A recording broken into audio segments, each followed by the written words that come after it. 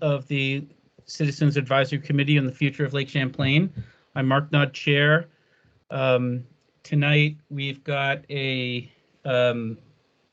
short agenda with some welcomes to our new member, opportunity for public comments after that, and then our action item is to catch up on some past meeting minutes that we I don't think we had a quorum at one of our last meetings to review and approve those.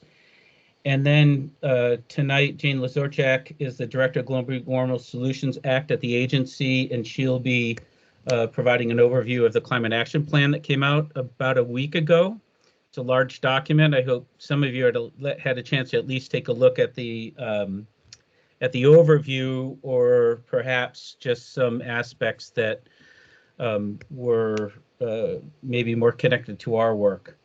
And then Denise will lead us through some work on the action plan that we've been working on over the last month or so. So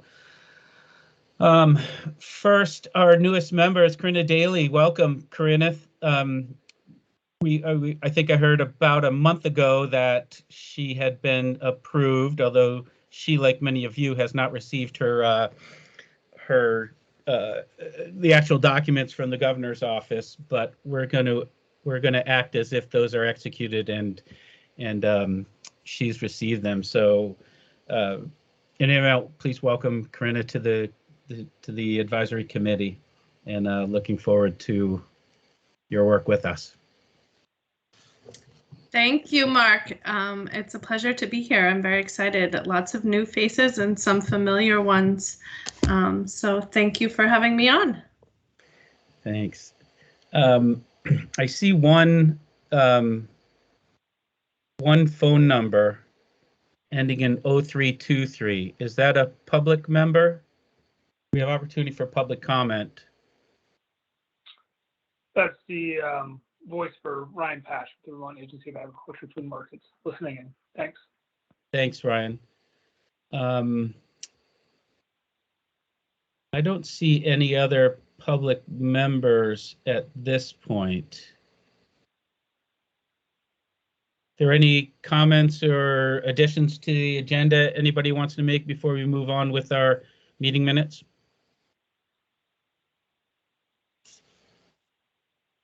Okay.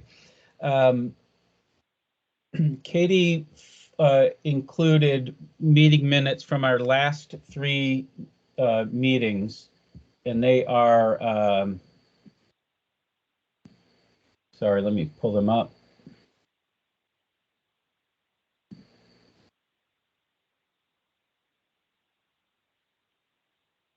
So it's our September 13th meeting, our October,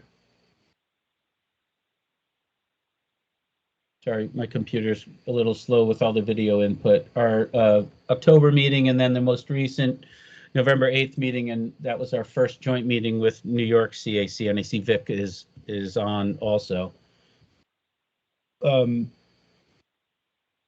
Does anyone want to make a motion to accept one or all of those meeting minutes, and then we can move to any discussions about changes? I'll move to accept them all. I'll second that. Thank you. Is there any discussion? Let's start with the oldest first. Any comments, edits, or discussion for the September 13th meeting?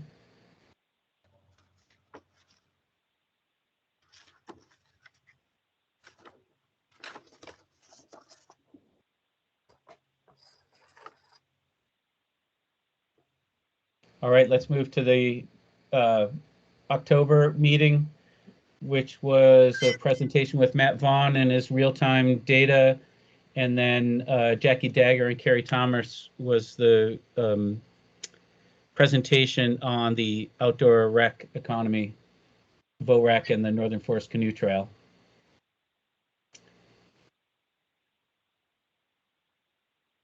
All right, hearing none, then the last one was our November 8th primary presentation. That was Dr. Alyssa White presenting on soil health, some discussion on agroecology, and then Brian's update on the New York State Climate Council. Any comments, Vic? I'm going to put you on the spot for a second. Do you have any comments on that minutes from our first joint meeting? No, Mark, thank you. But no, I'm fine. All right, all those in favor of accepting those minutes? Any? Aye. Aye. I think with Zoom, I found it's easier just to see if anyone's opposed or abstaining. Otherwise, I presume unanimous. Any abstentions? Okay, thank you.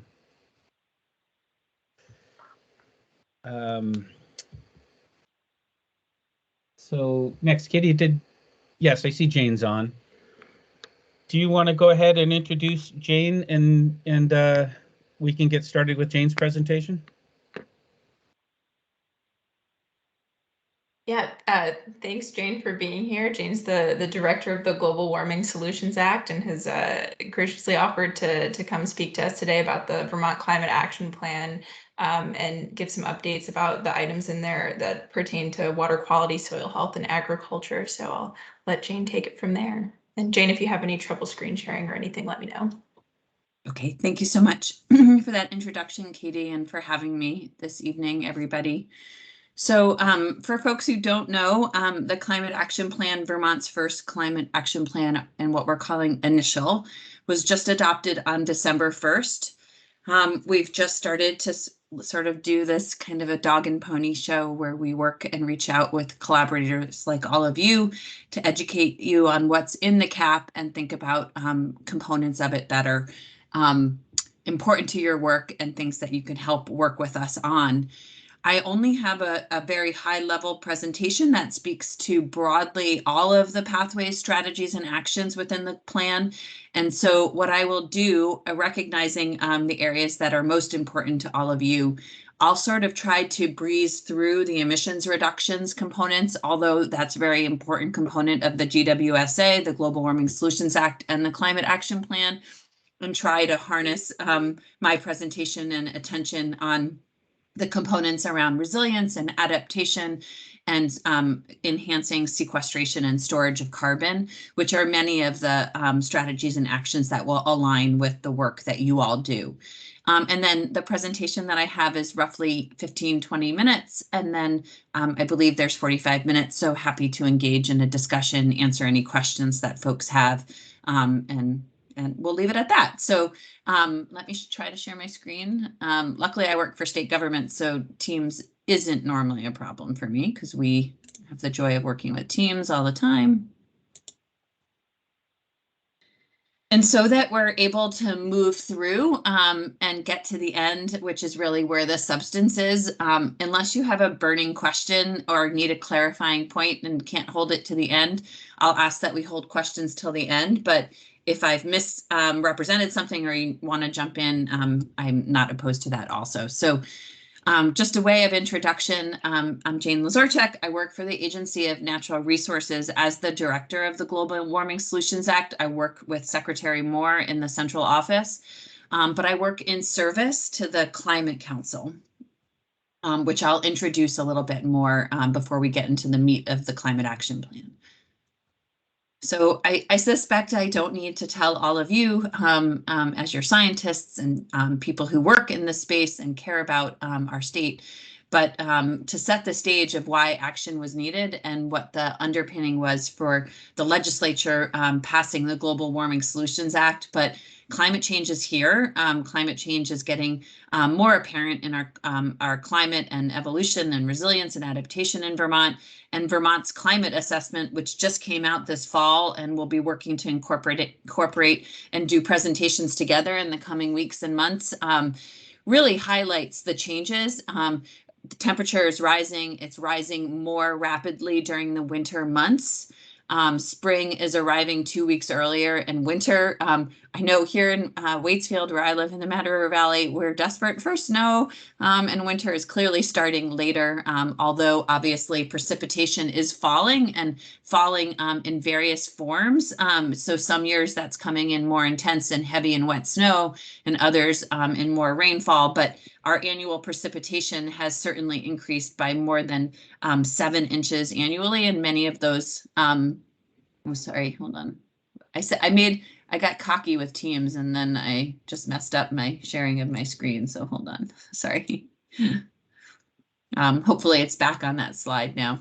But in addition to more rain falling, much of that rain can fall now in more intense storms, with those many storms averaging more than 1 inch of rain per event. And while we often focus on how Vermont is getting wetter, certainly as you all care about farming and agriculture, other things that are really coming into play and becoming more apparent, and Dr. Leslie Ann Dupini-Giroux, who helped author a section at the beginning of the Climate Action Plan around the changing climate in Vermont, also likes to highlight and focus the work on droughts that are becoming more apparent in Vermont as well.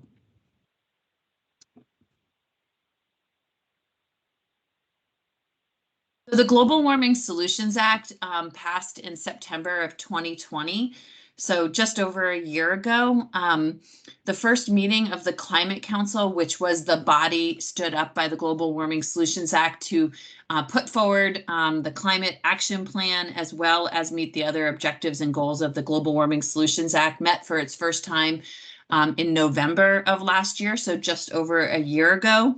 The Climate Council itself is comprised of 8 cabinet officials that represent various agencies and departments that have a stake in climate action in Vermont, as well as 15 representatives that are appointed from the Senate and House to represent various sectors in Vermont that also have an important say in meeting and addressing climate action, as well as feeling the impacts of it. This Global Warming Solutions Act also stood up within the law for subcommittees that were really supposed to be the workhorses on behalf and in service to the Climate Council to put forward the recommendations for the Council to consider for the Climate Action Plan. And it also gave discretion to the Climate Council to stand up any other subcommittees necessary to do the work of the Global Warming Solutions Act. So in addition to cross-sector mitigation, rural resilience and adaptation, ag and ecosystems, and the just transition subcommittees, the Climate Council also stood up the Science and Data Subcommittee, which really was to inform and represent the best and most relevant science and data needed for such an ambitious undertaking. I'll speak to some of the other subcommittees and the various components of their work as we look at the recommendations in the CAP. It was extremely ambitious, to say the least, to advance a climate action plan within a year. Many other states have done other similar undertakings, none in a year, and none that have tried to address not only the what we need to do for climate action, but the how. So in our plan, we're speaking to pathways as the what, the high level objectives, and then strategies, and then further down actions that really get at the tangible results and necessary actions on the ground to actually implement the CAP. Within the GWSA, there were 7 objectives that we were trying to address within the Climate Action Plan explicitly named in the law. And what is shown in green here really highlights, in my mind, the 4 real overarching buckets and themes that the whole Climate Action Plan is organized around. Explicitly reducing greenhouse gas emissions and reducing greenhouse gas emissions distributed across the sectors that are contributing to them. So transportation, for instance, while it may be our largest emissions sector for emissions, it's not going to bear the brunt of reducing all of the necessary emissions. Proportionally, we're going to work to reduce emissions across all the sectors that contribute. The plan also puts forward recommendations to stabilize and in fact change the tides of what we're doing with sequestration and storage in Vermont. For many years, this has been stable, but over the past, through some of the technical analysis we did to inform this plan, it's actually on a trajectory of significant loss, and that's both in the agricultural sector as well as for our forests capacity. We want to achieve net zero emissions by 2050 across all sectors. Before we did things like the carbon budget to inform this report, we actually thought, well, if we cut our emissions 80% below 1990 levels, which is what's required in the law by 2050, being net zero should be relatively easy. And in fact, if we were to maintain sequestration and storage levels currently, we would actually be net zero relatively around with our 2030 emissions reduction target. But because the carbon budget has demonstrated there's no reason to think and without significant investment that sequestration storage capacity will be there, we know we need to invest in things like ag practices that have co-benefits, forest conservation, and beyond, so that we maintain our sequestration and storage. And of course, no matter all of this work, we know that cutting our emissions, we are still going to see the impacts of climate change. So we must build and encourage climate adaptation and resilience in our built and natural systems in Vermont.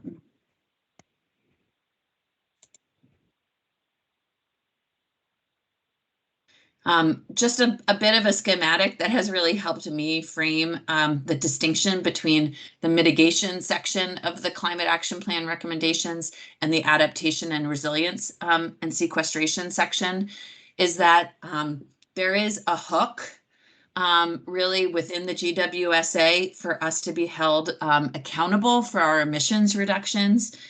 We are required to meet our statutory requirements for emissions reductions, and first coming up in 2025, 2030, and then 2050. And if we don't, anyone can bring action via litigation against the Agency of Natural Resources. So a statutory requirement to meet the emissions reductions. While there is the law built around adaptation, resilience, and sequestration, and we certainly believe and know that we must act on all of these components, it's not it is consistent, and we will put forward and think about the recommendations in that space, but there is not the same hook and requirement with resilience and adaptation. The law does not allow people to take action if we are not doing those things, so it's a bit different. And as a result, we had the support and analysis noted that all of the actions that are put forward in the plan, it is not a pick list of 1 or 2 or 3 of our favorite things. We have to do all of the actions laid out in the plan if we are to meet our statutory requirement to reduce emissions. Whereas we have further work to do in the resilience and adaptation space to build upon these ideas to set further priorities so that we can act reasonably. All of this work was done with a lens of equity. I will say that was the most challenging component of the timeline that we were under. These 6 principles laid out here in the colors speak to what we developed as the guiding principles for a just transition. This was work done early in the process last year by our Just Transition Subcommittee to create the underpinning of what we should be thinking about as we put forward policies to ensure that as we decarbonize in Vermont, that we're creating space and doing so in the most equitable way possible. First and foremost, though, that moving at the speed of trust was really challenging and pretty much impossible based on the aggressive timeline we are on. So this is something we're thinking a lot about now as we think about how we implement the actions that are put forward for the agency to advance, for other agencies to advance, for the legislature, and we're thinking about it in concert with how we do engagement with Vermonters in the coming months and years, knowing that it's an ongoing relationship. So the Climate Action Plan is organized into what we think of as 5 impact areas: cutting climate pollution emissions reductions, capturing carbon, as I suggested and described earlier, building resilience in our working and natural lands, creating and protecting vital communities in Vermont, and then where we can have impact across all of these areas through cross-cutting solutions.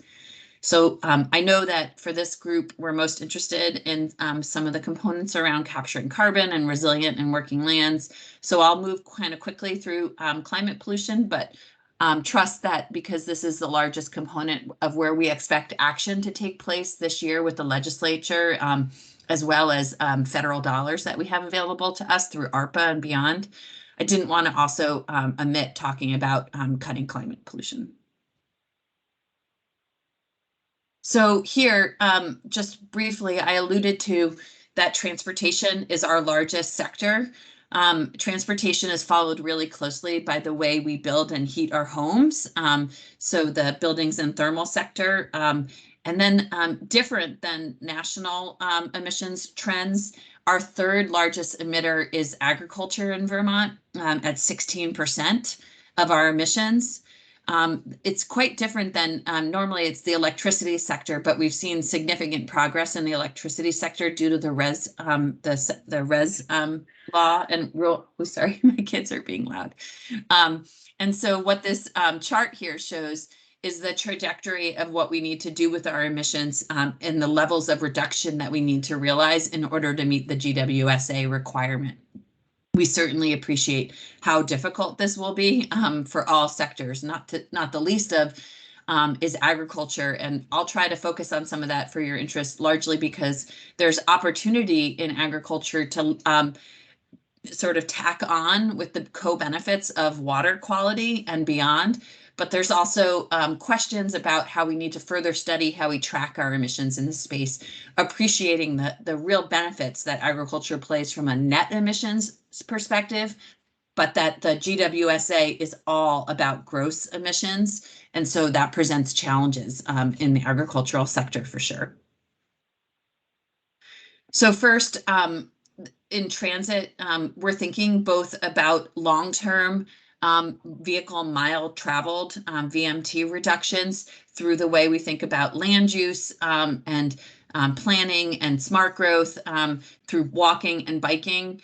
But really, to be honest, like to meet those short-term objectives, the only way we're going to do that, those short-term statutory requirements, is to electrify our fleet. And while that's not always the most equitable solution because of the cost of EVs and the challenges there, we're going to do our best to think about how we prioritize and do it in the best way and most equitable way possible through incentives and others. But know that long-term public health and other ways of hitting that 80% below is only going to happen through land use and planning. The number of EVs on the road in order to meet the emissions reductions requirements is really daunting. We know that the market is going to take care of some of this, but we can't even confidently say whether these EVs will be available to Vermont. Right now, we have just under 5,000 EVs on the road, and this is almost 2022. And we need the number of EVs to be roughly 43,000 on the road, 1 in 3 vehicles being replaced by 2030, 166,000 EVs on the road. EV share sales will go up to greater than 80% in only 8 years. So it certainly feels daunting to say the least and cost prohibitive for many Vermonters. So we're going to need to be thinking about how we provide incentives, how we get these EVs to Vermont, and how we think about charging in rural communities to make them efficient. Better buildings and homes. We're thinking a lot about what weatherization looks like, weatherization at scale. It's been a focus of the governor and the legislature, luckily, for a number of years. So we have data and ideas to think about how we scale this up. It's not one of these things that we can just turn a switch literally and start to do. Weatherization at scale is a huge workforce issue as well. But it has, in my mind, one of the greatest benefits because we're also thinking about how to reduce the cost for people in their homes, how to live healthier, better through better houses and housing. And it's an opportunity as we're thinking about how we scale up affordable housing opportunities in Vermont due to the housing crisis. Develop and implement a clean heat standard. This is the number one sort of legislative priority, I think, for this legislative session. We clearly hear from House Energy and Technology that this will be a priority this year. It's thinking about how we incentivize the fuel companies to provide alternatives to carbon-intensive fuels, not dissimilar to the performance standard on the electric sector, which has caused that great shift and downward slope in emissions from electricity in Vermont.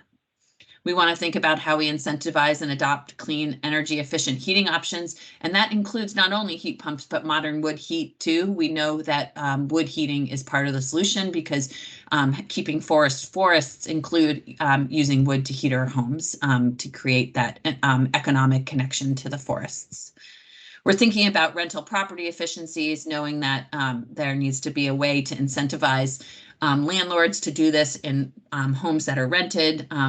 And we're thinking about not only how we regularly update building code, energy code, but how that's enforced in Vermont, because we know that often that link is not there. So just similar to EVs, the scale at which we're talking about homes weatherized is again really daunting in a mind. We're talking about between today and 2000. About an increase of 90,000 homes to be weatherized. Thinking about how we provide those opportunities and have the workforce to do that is something that still feels out of reach, but I expect the council to be thinking about how we direct and advise the governor and the legislature in their process to say that weatherization is a priority for ARPA dollars. So I trust that this will be one of those things that rises to the top for everybody this year. Heat pumps installed, again, we're looking at trying to have 78,000 by 2025 and more than 142,000. And we know that with heat pumps in people's houses, that's not only their primary heat source.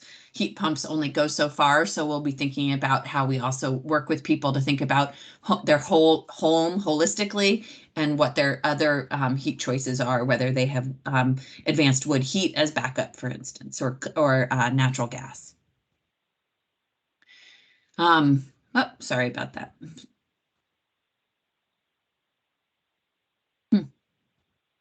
Sorry, my presentation is going, oh, maybe I was going backwards. I got really overconfident with Teams today. Sorry. Okay, clean, reliable energy is the next bucket. We're thinking about how, even though we've made progress in the electricity sector, and while other states we're rather fortunate, we have a pretty carbon-free energy portfolio already in the electricity sector here in Vermont. And we also have extra capacity to shift sectors like transportation and home heating. We can shift to clean energy like electricity in Vermont because our electricity is relatively carbon-free.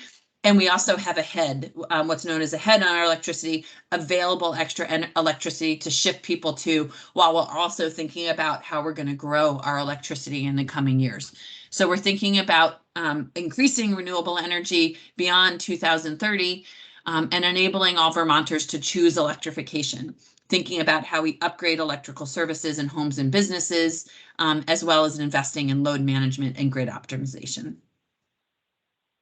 This just shows the growth that's going to be needed in the electricity demand in Vermont through 2050 and where that growth is coming from. As you can see, the transportation sector is pretty much not using electricity right now historically, and we're talking about growing it to almost as much electricity usage across other sectors combined, and really thinking about residential heating as well as commercial heating minorly and industrial use in Vermont. As we're talking about that, it wasn't a pick list, that we really have to think about emissions reductions at all scales. We're also thinking about other greenhouse gas reduction opportunities. That does mean a lot around the work in the agricultural sector, thinking about manure management, implement methane capture on farms where it's possible. The scale of the farm makes sense. But we're also thinking about emissions through refrigerants with high global warming potential, fluorinated gases, so semiconductor manufacturing, aka global foundries, and how we work with them. And then wastewater sector. Right now, it's thinking about how we make sure that they all have operational flares. So all things and all scale matters. And as I suggested earlier with farming, we want to make sure that we're tracking emissions in the best way possible for agriculture to ensure that it's not just about reducing the number of animals, reducing the number of acres. We're really thinking about practices that have co-benefits for things like water quality, conservation, wildlife, connectivity, so that farmers can get the credit where credit is deserved, and meet multiple objectives with these practices that we know are important for so many reasons. So this just quickly shows the aggressive nature of the scale and pace of what we're trying to do across these sectors. So resilient working and natural lands. How do we prepare farms, forests, and ecosystems for climate change? This was largely the work of the Agriculture and Ecosystems Subcommittee. That's been the committee that's focused a lot on, it thought a lot about agricultural mitigation. It also thought a lot about resilience in natural and working lands, as well as sequestration and storing of carbon. But they thought a lot, as well as had expertise. I heard you mentioned Dr. Alyssa White. She sat on that subcommittee, Ryan Patch, number of A&R staff, TNC staff. It was a really great, diverse committee. We had representation from Indigenous voices on that subcommittee. So the solutions and ideas that came out of that group was robust. And they focused on how we invest in the co-benefits of programs that are already being stood up, such as the clean water programs, but also thought about how we can expand and empower strategic conservation and enhance river corridors and floodplains through existing programs, but also better regulation and ideas in that space. Thinking about nature-based solutions as really overarching to climate solutions and the opportunities and climate co-benefits that they have in Vermont. We also had a rural resilience and adaptation subcommittee that had a lot of overlap with ag and ecosystems, but really thought about the built environment and how to prepare and think about resilience and adaptation there. They were thinking about planning practices and investments that help Vermont communities prepare. So thinking about a climate toolkit, land use policies that better support adaptive, resilient, compact settlement, and that'll come up as a key theme again in cross-cutting solutions. We thought about resilience of key infrastructure and where it makes sense to invest in enhancing that, or where it made sense to think about where we relocate strategic infrastructure or buildings. Support the reduction specifically and think about strategies to reduce emissions specifically for rural communities in their municipal school buildings, residential, and beyond. And then thinking about how that whole link to safe and affordable housing plays out to resilience broadly in Vermont, and that important connection that we all know that comes from having affordable housing in our communities. Capturing carbon, again, was part of the Ag and Ecosystems Committee. And we really thought a lot about broadening things like payment for ecosystem services that currently happens on farm, or I should say, has precedence on farms, and has the work of the committee that's been thinking about how to broaden and create a program for payment of ecosystem services on farms. There's also the idea through this plan to broaden that to forest landowners. They thought about the role of carbon markets, the benefits of enrolling in carbon markets, and also the challenges of when you sell your carbon sequestration out of state to the free market, the loss of that, us being able to count that in Vermont. They also thought about strategic changes to use value. And I will say that was one of the areas that did not enjoy consensus from the council. It made it into the climate action plan, but administration officials in particular were challenged with the idea, because of all the benefits and all the times we look to the use value program to do more and more, some folks were afraid of reopening that program to do more here in Vermont. So that did make it into the climate action plan, but did not have consensus. So these were largely many of the ideas that were highlighted through this section of the plan. Just to pick up on that theme that I was talking about earlier, the work that was done for the carbon budget, which Vermont now has our first carbon budget that gives a picture, and that is available online at our website, climatechange.org, vermont.gov. And that has a section on forests in particular that shows the changes both in forest sequestration and storage that is reflected by change in land use. So the fact that we're losing forest, but also that our forests are not as resilient and diverse. So there tend to be not capturing and sequestering as much carbon as as they did when they were young, growing fast, or when they're old and storing carbon. And so this really highlights the need for us to be thinking about how we build resilience in our forests going forward. The same thing goes for agricultural lands in Vermont. The carbon budget highlighted the change and loss of that we all know is happening through the loss of agricultural lands, and the appreciation that really we need to be thinking about how we maintain both natural and working lands in Vermont for all of the co-benefits that they play. And while you all know that and we articulate that from a water benefit, it's just one more sort of articulation in our communication around the value of natural and working lands is their climate benefit. So there were many ideas that we really wanted to step up and highlight as cross-cutting solutions. The idea of compact settlement. The compact settlement is not a new idea. It's one that we can really highlight and focus now on for its ability to help provide resilient and adaptive communities, but it also provides the ability for us to think about how we drive less and reduce vehicle miles traveled.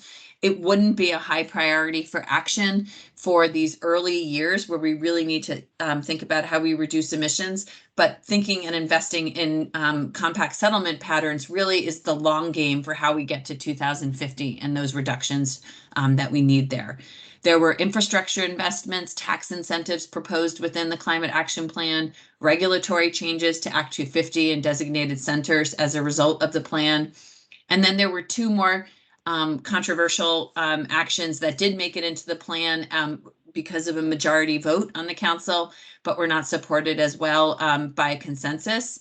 So there was the idea to examine a no net loss of natural and working lands state policy, not dissimilar from the one of our wetlands, the way we have for wetlands right now. And as many of you probably know, the idea again that came up of the need and appreciation because of all the changes with land ownership in Vermont and beyond, the need for an overarching state land use policy or plan.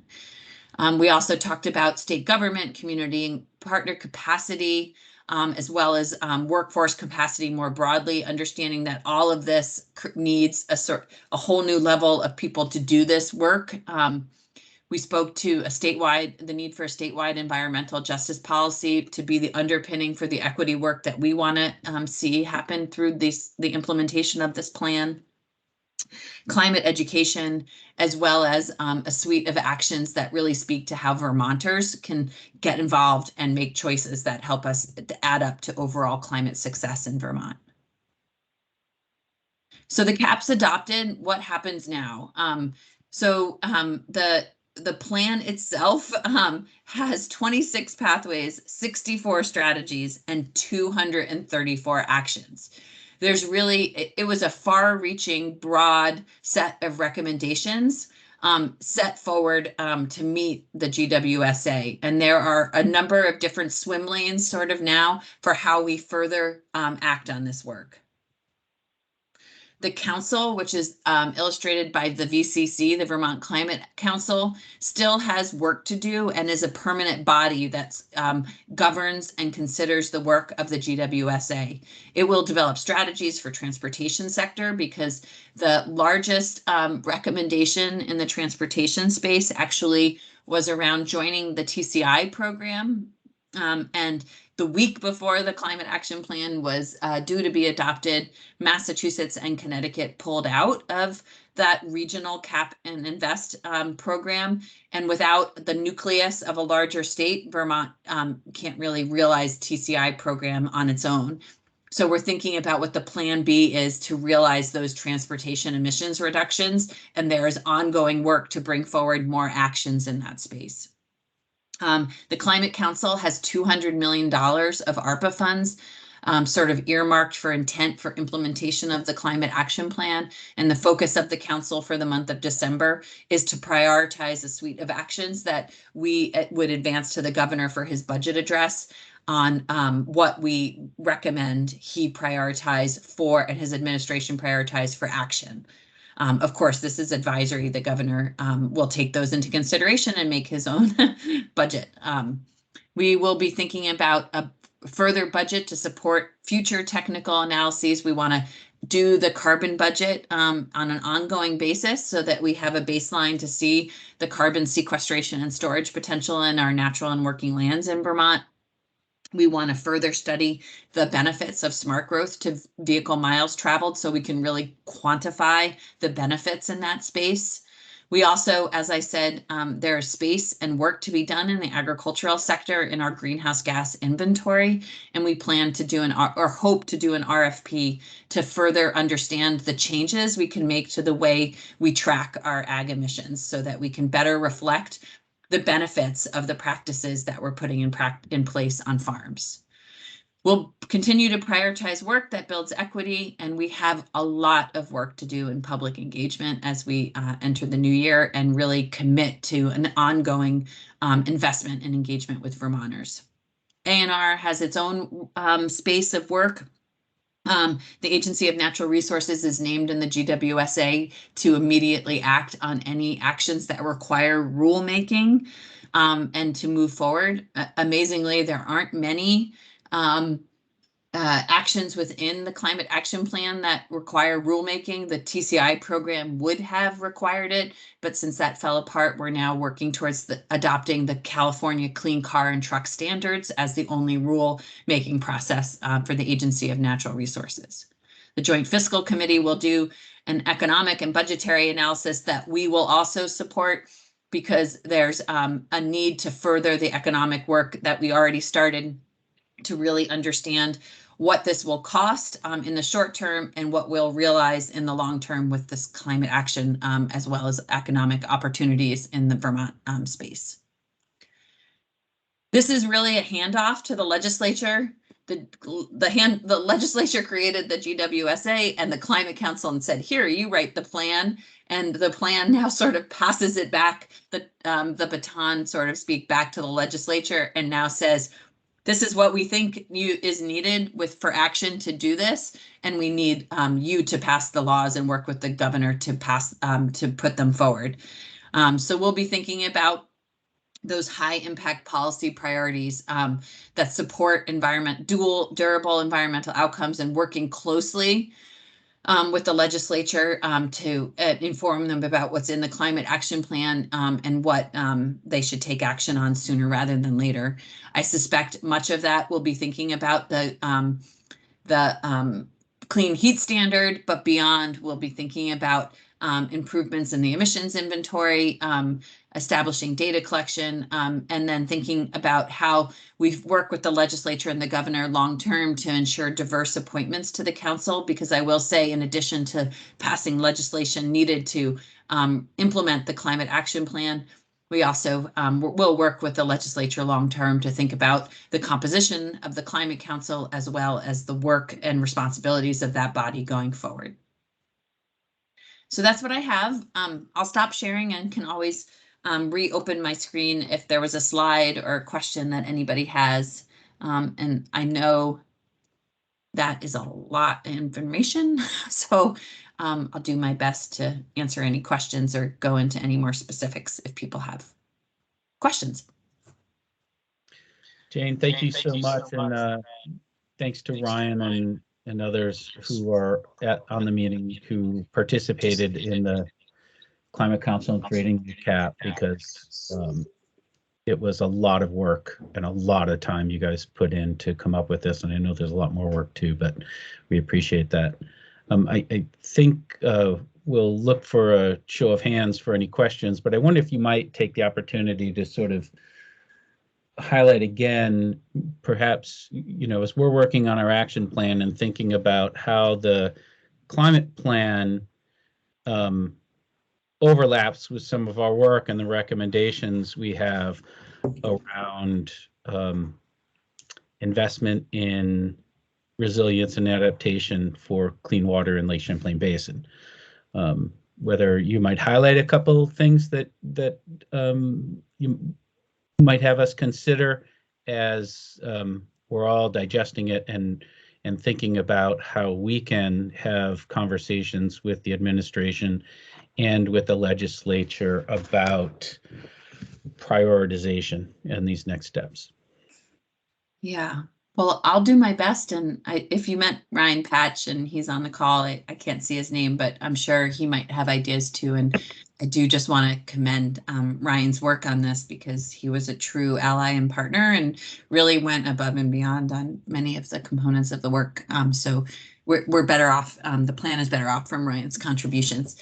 So I think that I know and imagine that all of the work in the clean water space, first and foremost, keeping farms viable long-term, as I suggested, both working farms, natural lands, protecting those assets to Vermont for all of the benefits that they play is key. And first and foremost, that should be the priority, right? Keeping these farms in place, as well as our natural and working systems. And that means building resilience for them so that they can prepare and adapt to a changing climate. So I think in the space of clean water, I fully imagine that all of the practices that are being put in place on farms have those co-benefits with respect to resilience and adaptation, as well as emissions reductions in Vermont for the climate benefits that they provide. And I do, as I suggested earlier, I know that we'll be considering how we quantify and track that long-term through advancements with the carbon budget, as well as the tools that we use in our greenhouse gas inventory, because we want to make sure that where farmers are already engaged in changes to management practices on their farm, that they get sort of to check all the boxes associated with them, and we're not coming to them asking for them to do more without fully understanding the benefits that they're already putting in place. So I mean, first and foremost, it's finding ways that we all know just to keep these places viable and in place in Vermont, because the benefits that they provide. But I certainly appreciate the clean water space, and from a resilience standpoint as well, and the connectivity values as well. Thanks, Jane. Ryan, did you want to weigh in at all? Not at this time. Just here to listen. Okay. I think I will just comment. I think Jane summarized the opportunity that exists for agriculture and farms in the state of Vermont to provide both mitigation, adaptation, and resilience services. And there's an importance there for future of food security, as well as opportunities for resilience, both within farms and for downstream neighbors. And that's where the Agriculture and Ecosystem Subcommittee spent a lot of time digging into options that are available to leverage and expand much of the work that's happening in the clean water space, which, as Jane mentioned, luckily provides many climate co-benefits through a number of the programs. Thanks. Thank you, Ryan. Committee members, any questions for Jane? I know it's a lot of information. Carol? Thank you, Mark. Thank you for the presentation. It was really wonderful. And thank you. I'm so grateful to the work that everyone did who put this together. It couldn't have been done by the legislature in a session or 2 sessions or whatever. But so a question that I have is, what did you? Can you talk about how you talked about the future of agriculture in Vermont in light of climate change and climate migration? Yeah, surprisingly, we don't talk, the plan itself does not talk a ton about climate migration. There we did do some modeling around sensitivities to look at the population growth in Vermont. So we did modeling around the emissions reductions.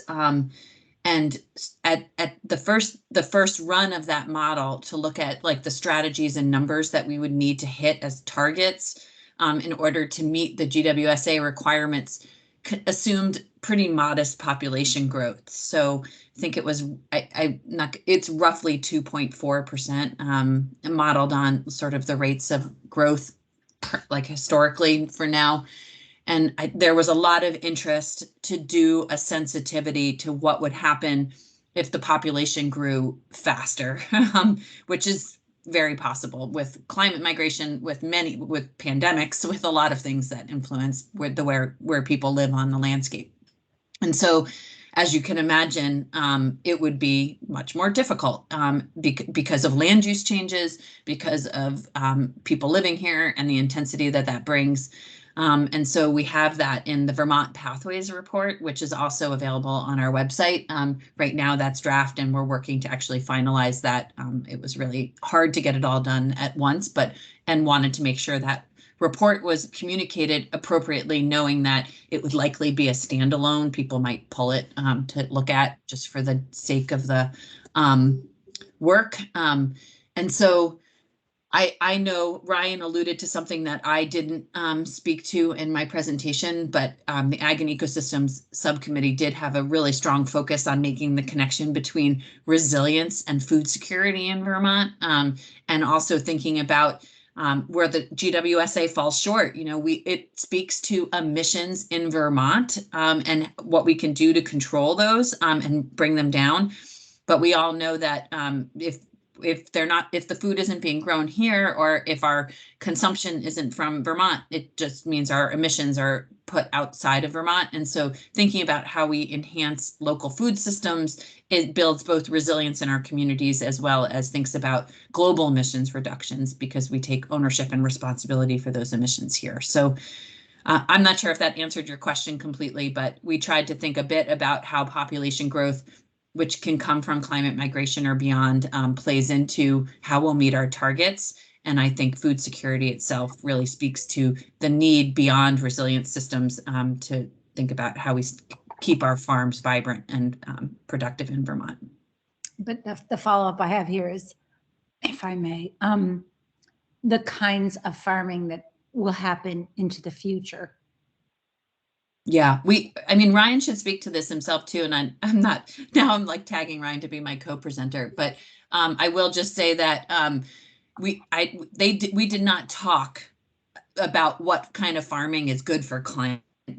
And what kind of farming is bad. We talked about farming as overall as a benefit as a climate solution, and the kinds of practices on those farms that would enhance that, but not specifically whether one type of farming is better than another. Okay, I didn't mean one type of farming is better than another for climate. I meant if you saw trends and changes to agriculture that you spoke about, but that's okay. Okay, sorry. Thanks.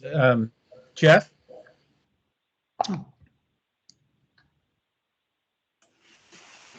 Hello.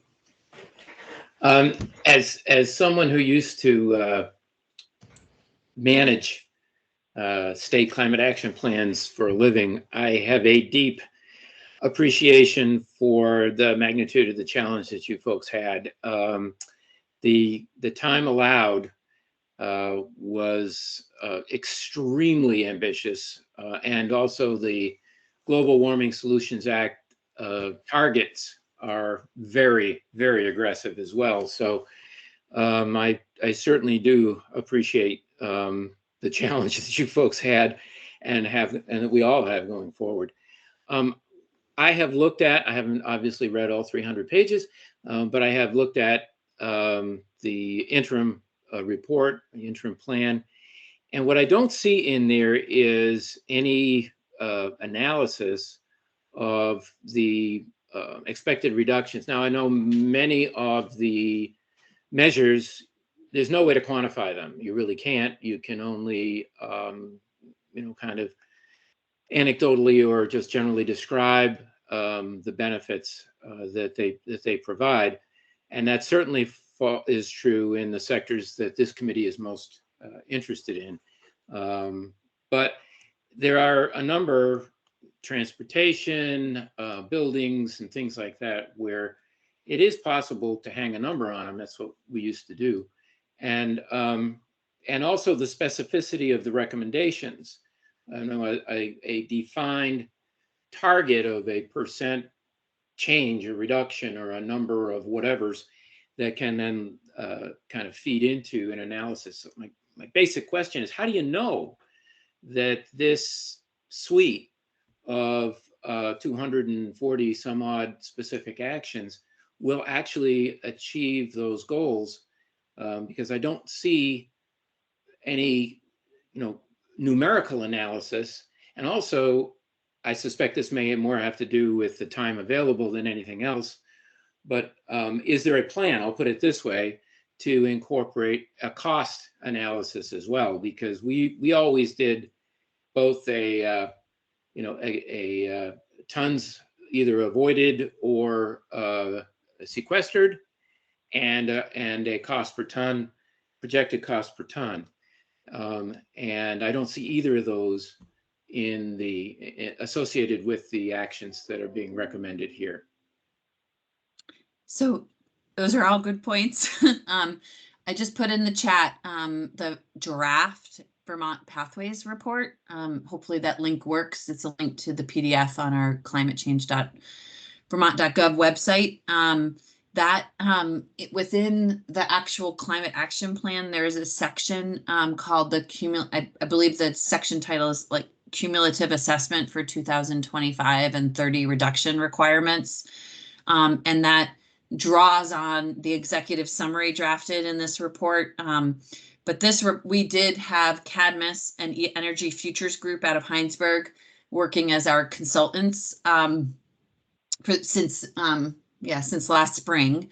And they managed the carbon budget as well as the review and critique of our greenhouse gas inventory to tell us if we were in line with our neighboring states, the way we track our emissions, and if there are ways to improve it. And that's where we want to do some more work in the agricultural space, as I alluded to. But they also, the main component of their job was to tell us what were the targets needed to meet these emissions reductions requirements. And they worked in the transportation, buildings, thermal, electricity, and non-energy space. And that's what that report is, and where those numbers came from that I showed in the presentation around what the EV penetration needs to be, what weatherization needs to look at, all comes from that modeling. And unfortunately, we got a draft, I think it was the week before the climate action plan was due, even though we'd been meeting with them and previewing the work all along the way to inform our pathway strategies and actions.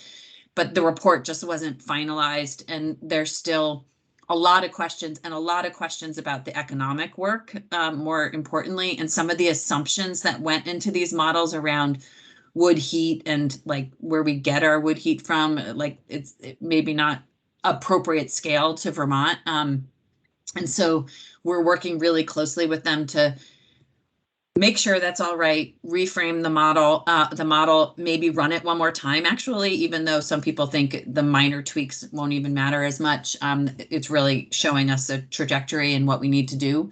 But then the economics work in particular, if you're familiar with modeling, we used IMPLAN, which is very much a macro level economy scale for goods and services. And it showed such an extreme benefit to climate action that it raised actually some red flags that it wasn't showing the opportunity costs associated with that. So where is all that money coming from? Because it has to come from somewhere.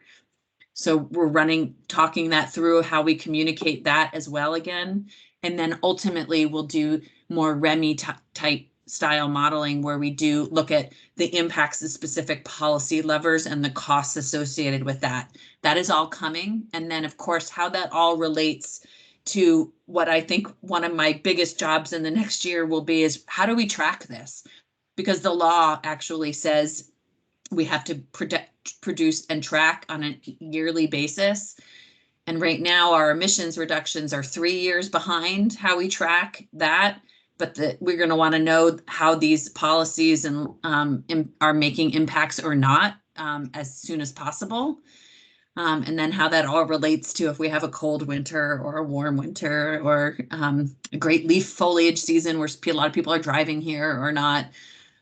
So all of that is really important questions, and hopefully that report is draft. It'll be communicated much better in the coming weeks. Happy to follow up with Katie and share the final report if folks are interested in that, so you have access to it, but it'll be on our website also. Okay, well, thank you. It's nice to know that it's in the works. We use the REMI model for both state level and national level policy analysis, and then a much more sophisticated model on one of the national studies that we did. But it fills in blanks and provides a lot of guidance in terms of how each of the policies affects, or even in the, especially in the aggregate, but in some cases, how the policies can affect, job growth, incomes, tax revenues, all of those things. And that's really important for policymakers to see as they're weighing the priorities. What are we going to do first, second, third? Which ones provide the greatest economic benefit in the nearest term? Those are the easy sells. Ram them right through the legislature, get them done. And then the ones that fall below the line may require some tweaking or negotiation or whatever. But anyway, it's kind of nice to know that it's in the works. Thank you. Thank you. Thanks, Jeff. Karina, and then I think Bob Fisher had his hand up also. Thank you, Jane, for that awesome presentation. It was terrific. And thank you, Jane and Ryan, for your hard work on this. I just wanted to follow up. One of the recommendations in your climate resilience strategies was support natural and working lands. And I recognize there's been I'm just wondering where you are with the definition of natural and working lands, and maybe you could just give us a brief update on that. I know there was some communication about that. Yeah, thank you so much for that appreciation and question.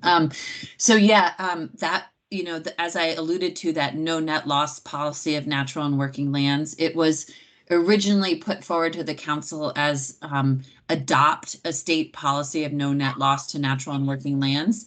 And natural and working lands are articulated in the Global Warming Solutions Act, but not defined. And there are many definitions for those that we could apply. But that was one of the tension points at the council around moving forward with that kind of a policy. There were two tension points: not having clear definitions for those two as it was presented to the council, and then also, did we want to put natural and working lands in the same bucket so that, if you're increasing working lands but losing all your natural lands, does that make it okay? Or do we want to think about how those two things both have their own goals and objectives, because they're both important. So that was a recommendation that will be considered now that we have the way it was adopted in the plan was explore, as I believe was the word, or something similar to explore a state policy of no net loss. And so that will be something the council comes up with. And I imagine the Ag and Ecosystem Subcommittee will be asked to put forward the definitions that the council should consider. So that's all the future work in the space for the Climate Council and its subcommittees, but really important because it was an action put forward, and one that I think resonates with many people around a need to continue the discussion in that space. Thanks. Bob? Yeah, hi, and hopefully you can hear me, and sorry I don't have my camera on. I don't have the best internet here in Berrytown, far up here. Well, in my 10 plus years, I think, on the CAC, I don't know if I've ever heard a presentation that could be potentially more impactful and interesting. And just for reference, I'm the water quality superintendent for the city of South Burlington and the NUWIA vice president. So I speak a lot for the municipalities and wastewater, but I'd only like to speak for myself because I would like to certainly applaud your in-building. 55% of Vermonters are on septic tanks. All those septic haulers have to go there, et cetera, et cetera, et cetera. And once again, when it comes to all sorts of filtration of PFAS, et cetera, the best done on a gravity, system in a large municipality. I'd also like just from a municipality standpoint, say that I'm once again speaking personally, right? That and having just got $9,000 just this week from Efficiency Vermont and the governor's award in 2015 in Vermont. Thank you for the flares, and everyone should be probably pretty good. But any more money, clearly the next level would be using that as we do in South Burlington for energy production. Anyone that has a digester that needs a flare, obviously. And then lastly, very quickly, once again, very industry specific, biosolids, huge issue in Vermont. And with the 55% on Vermonters on septic tanks, for example, South Burlington does land application. There are, it's either land application or it goes to the landfill, basically, and where it could go off gas, etc. But without land application, there's a huge increase in greenhouse gases going to the. So I'd like just an overall comprehensive look at that whole thing, because there is also carbon sequestration with it, etc. But I am not advocating it for one way or the other. I'm just saying, there's so many moving parts here. This is such a large presentation. And once again, I've always been in favor of building in. Obviously, you could fix everything if you made us all live in one giant building with 1 million people in it, with with a filtration system and a thing and a few farms surrounding it. It'd all be fine. I'm not saying I live in there. I live in an 1890 house. It's beautiful, but thank you. That was a great way to end. And I'll just say, for camaraderie, I'm married to an engineer who does a lot of septic design. So I hear a lot about what you're saying from my husband on a daily basis. So thank you for that. All right. Well, Jane, thanks again for your work and the presentation tonight. We're going to step into some work on our action plan, and happy to have that update as we're considering what our recommendations to the legislature might be around some of those co-benefits in the water quality sector to that advances some of the work that in the recommendations and pathways you put forward. So thanks again, appreciate it. Thanks again to Ryan and others who worked on it. And we'll look for the follow-on of the additional information coming down. So thanks. That's so great. Thank you so much for having me. Have a wonderful holiday season. And to you. Thank you. So thanks, everyone. Next, Denise is going to lead our conversation around draft action plan. A number of folks met to take some of our initial conversations and some of the things we've discussed and heard. And, as usual, at least for the number of years, we've sort of started with the most recent action plan and looked at it and said, what's still in play? What can we reframe, refocus, and move on from? And so that's really where we started.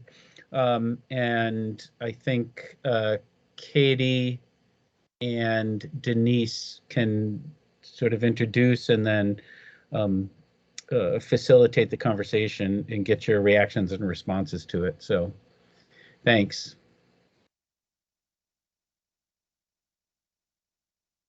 So hopefully you're all seeing the action plan on the screen. You got that emailed to you earlier. If it's easier for you to pull it up on your own computer, you're welcome to do that as well. Yeah, if you have trouble seeing it at any point, just let me know. Denise? Yeah, hi. I'm not feeling well, so I'm not showing my face. I apologize. But I just want to thank, we had a small committee of people after our last meeting that pulled together twice over the last week and did some editing of this document. Really want to thank Carol Ode and Mark for actually editing and putting words on paper, and Katie for kind of carrying the conversation through the whole way. We made, I think it's quite a few changes. We were trying to be a little bit more direct. Mark was calling it aggressive, but we were trying to be more direct with our language that we used. I don't know, do we want to just go through it and talk about the changes we made, or have people had a chance to read it at this point?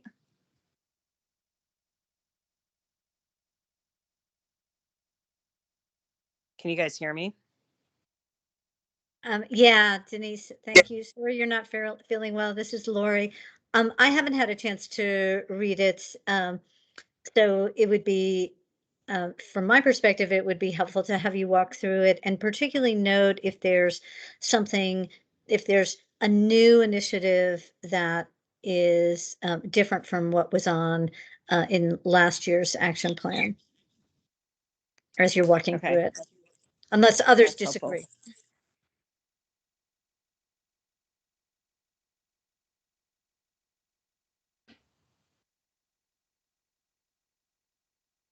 It doesn't sound like there's any disagreement. Katie, do you want to just scroll down?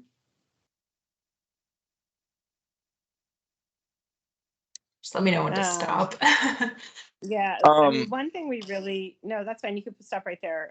One thing that we really, we wanted to use the words invest in kind of as an action verb, and started with the invest in natural and developed infrastructure. We're really focusing on the funds that are coming to the state, and wanting the state to be very directive to where they put those funds. I don't know. Does anybody have anything to add here? Mark? Did he hop off? Oh no, you're there. Okay. I think that, no, that's accurate. I think the overarching perspectives or framing that we took was taking input that we heard over the last year from various folks related to water quality impacts that were presentations to the CAC, and then focus on recognizing that the money is there. It's about recommendations for priority investment. I guess two things that we heard was, some decisions have already been made around where some of these funds are headed, although there are significant funds that I think was set aside by the legislature for another pass, and perhaps Senator Brock might have some clarity on that, but I think it was about $100 million that was sort of held back or unallocated at this point. And then since then, the ARPA funds and then anticipated infrastructure funds coming through, I think that our focus was really to prioritize high impact and where co-benefits related to both the climate change, which is obvious that we need to make significant investments in, and some aggressive improvements in water quality. And and my point at the start regarding a sort of a once in a statehood is that the congressional delegation has done remarkable effort bringing federal funds and requiring state matching funds on some levels to invest in our communities, in our lands. And it's not like it's going to continue for in the way that it has in the past. And so we really have some urgency to get some of these investments right. Yeah, hi, this is Bob. I just had one thing.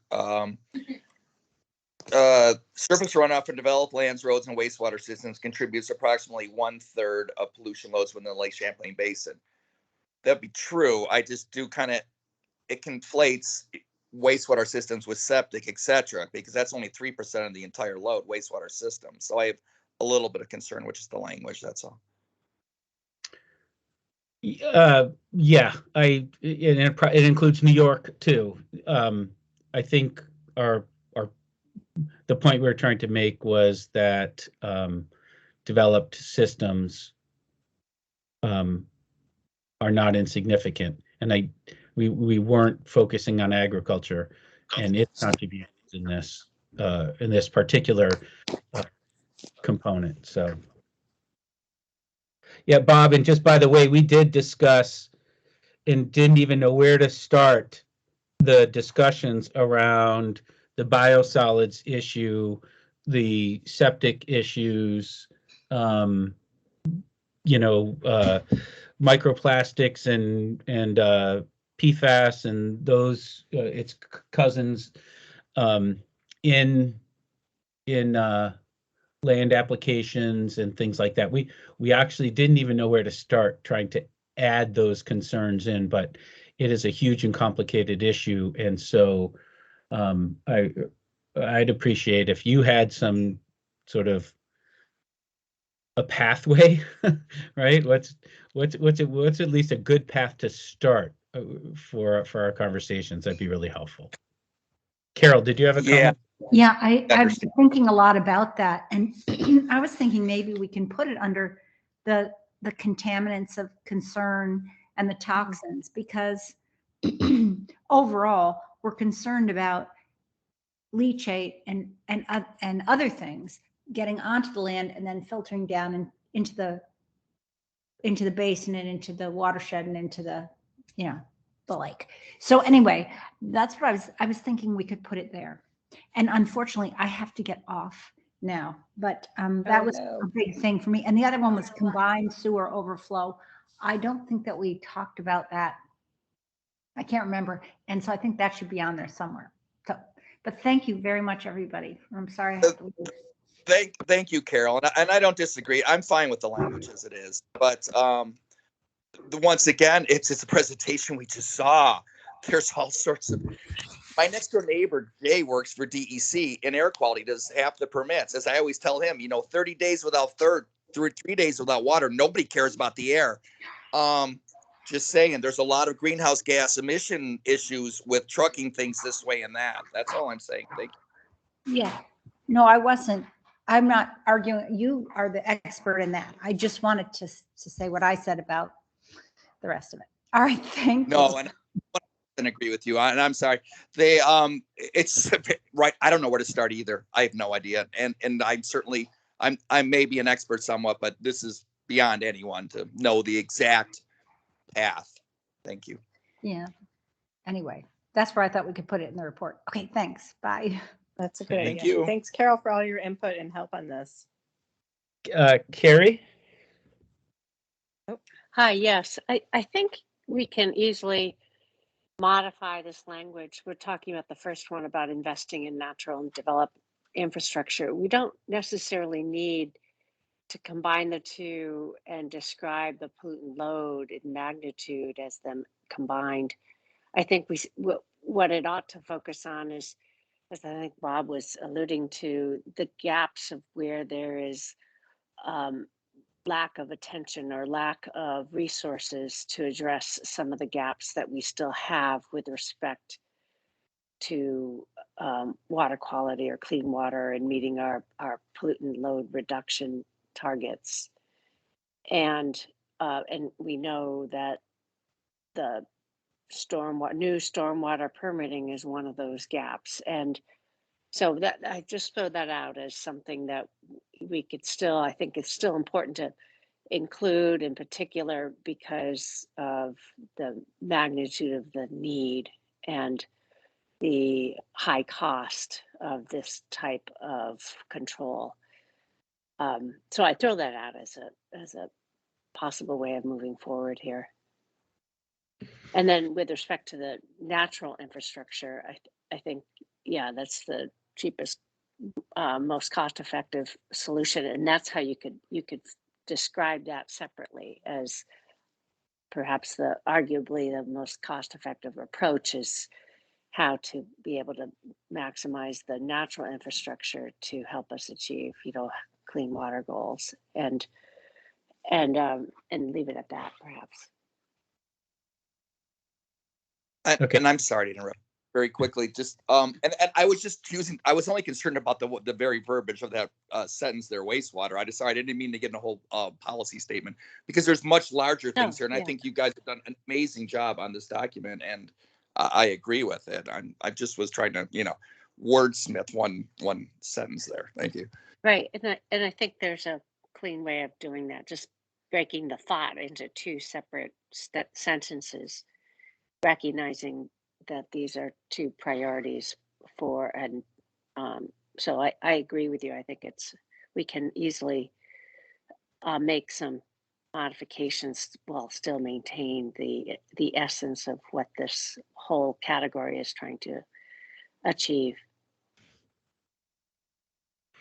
I too agree that great work, everyone who worked on this. Nice job.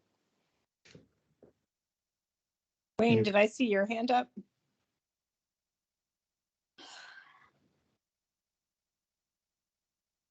You're on mute, You're Wayne. muted if you're talking, Wayne. Yeah, sorry. Yeah, I know we beat this paragraph to death a little bit, but I'm almost not sure reading it, kind of on Carrie's suggestion. It's almost like those almost could be two different things. Maybe we should invest in natural and then invest in developed infrastructure, because we're kind of mixing apples and oranges here a little bit. And there's a couple of different things mixed in there. And after kind of listening to the presentation on the climate change, it's almost like we ought to have something, you know, specific to the natural, something relative to the climate change. And then there could be maybe a separate on the developed infrastructure. It's just a matter of, I think, of moving stuff around with a little bit of clarity.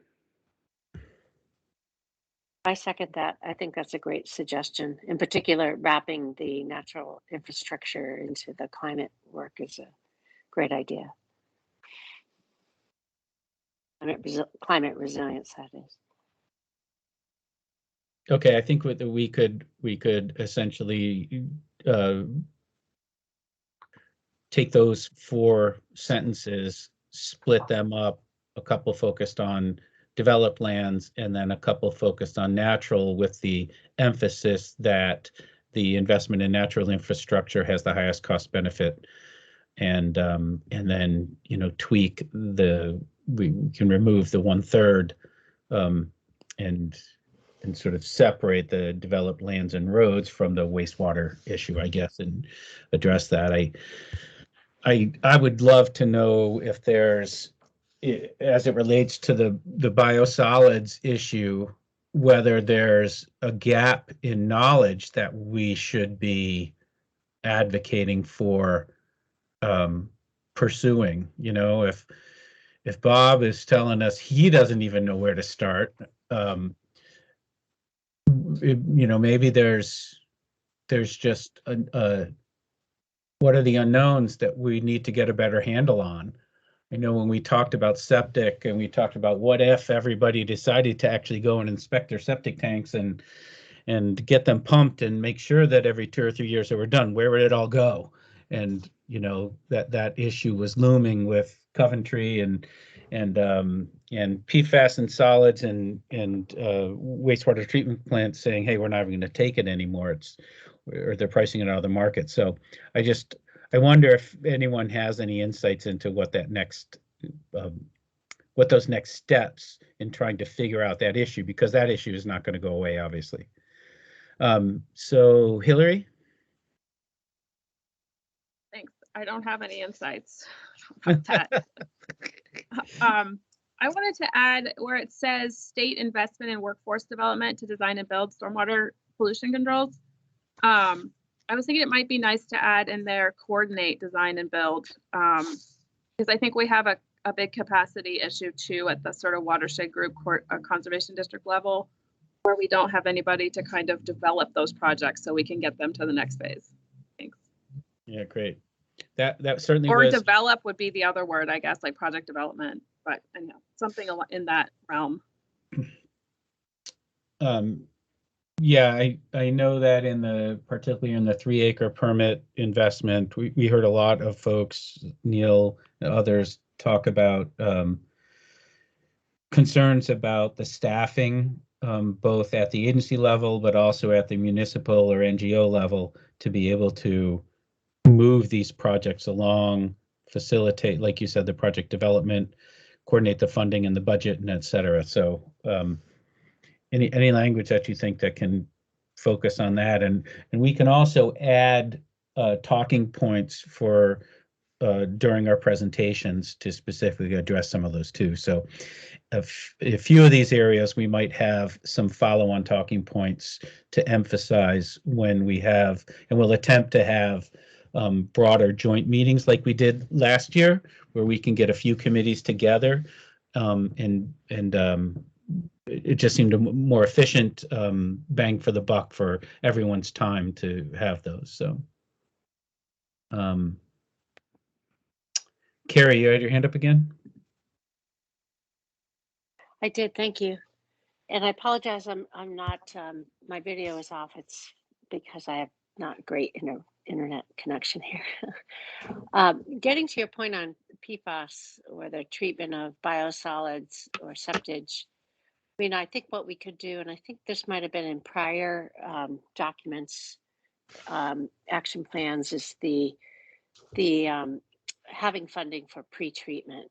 And so I think this is one of the priorities too of some of the ARPA funding coming to the Agency on Clean Waters to look at opportunities for pre-treatment. And I throw that out as a potential direction that we could promote. Okay. So that answers your question, but I know we're running out of time. I wanted to I'll make a couple of comments and then ask you about process. If we were to suggest a few editorial comments, should we go ahead and send that to you, Mark, to be able to just to review those for potential incorporation? What would be the most efficient way for us to get our comments to you? So Katie and Denise, if we shared this document after we're done this evening on SharePoint, and then remind folks to suggest edits in review, is that you think the easiest way to gather some of the inputs, and then we can wordsmith it and clean it up, and then work with Elizabeth for the final graphics work? Obviously, one of the challenges is getting rid of some verbiage. So two things that came up in our conversation, Carol suggested, was trying to preserve key phrases and bulletize them, and or add in some graphics rather than some of our pretty pictures of Lake Champlain. Add in some graphics that conveyed the messages also. And so if folks give some thought to that as they're reading through this, or responding with any revisions or edits, I think suggested edits or comments around what some key language is that we might be able to shrink some of the verbiage for layout purposes to keep it to the 2 pages and keep it readable and impactful, but still have oomph for the work we want to do, knowing that we can add in our presentations talking points for the committee members that might be delivering the actual presentation to the various committees, that we can then re-highlight stuff that might not have ended up in the written document. Does that make sense? Yeah, that makes sense. And I think if SharePoint's the easiest thing for people to access, I think that would be helpful to have it all in one place. So is that possible, Katie? Yeah, I can send that out, and I'm pretty sure I can send it out so that everyone can only do reviewing. So it'll just be track changes. So if that gets confusing for folks to see too many track changes, you can also just send in your marked up singular document, and we can work on incorporating that. Yeah. Okay, thanks. Do we want to move down to the next one?